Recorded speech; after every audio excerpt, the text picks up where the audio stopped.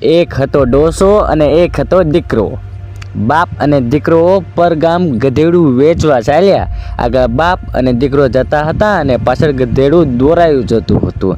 રસ્તે બે જુવાન માણસો મળ્યા. તે કહ્યું કે અરે રામ, આ બાપ દીકરા જેવા ભાગા કોઈએ જોયા છે? ગધેડું ઠાલું ચાલ્યું આવે છે ને બાપ દીકરો પગ તોડે છે.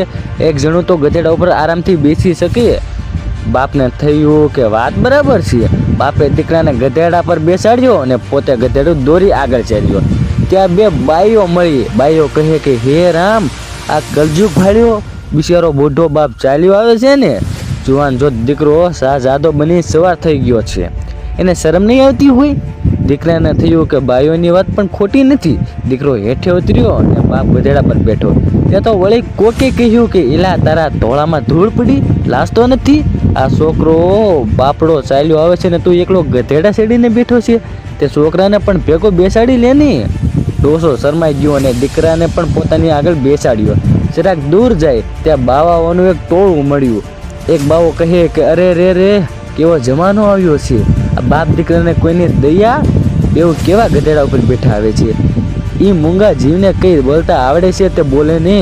બેઉના ભાથી બચારો જીવ કેવો મૂંઝાઈ ગયો છે. બાપ દીકરો ગભરાઈને ગધેડા ઉપરથી ઉતરી પડ્યા. દીકરો કહે કે બાપા, ત્યારે હવે આપણે શું કરશું? બાપા કહે કે આમાં તો મને પણ સમજ પડતી નથી. ત્યાં એક ઉંમરલાયક ડોશી નીકળી.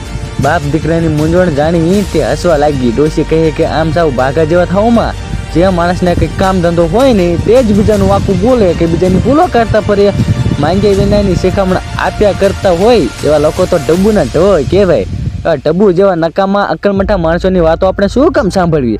તમારા બાપ અને દીકરો તમે એને પોતાને ઠીક લાગે તેમ કરો અને તમારે રસ્તે હેડતા થાવ.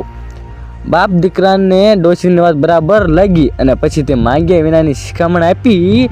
દોડાયા થતાં નકામા માણસોની ટક પર ધ્યાન આપવાનું છોડી દીધું. બંને ચાલતા ચાલતા પરગામ ગયા અને શાંતિથી ગધેડું વેચી પોતાના ગામ પાછા આવ્યા. મિત્રો, તમને આ વાર્તા ગમી જ હશે તો તમને ગમી એટલે લાઈક, શેર અને સબસ્ક્રાઈબ કરી દેજો.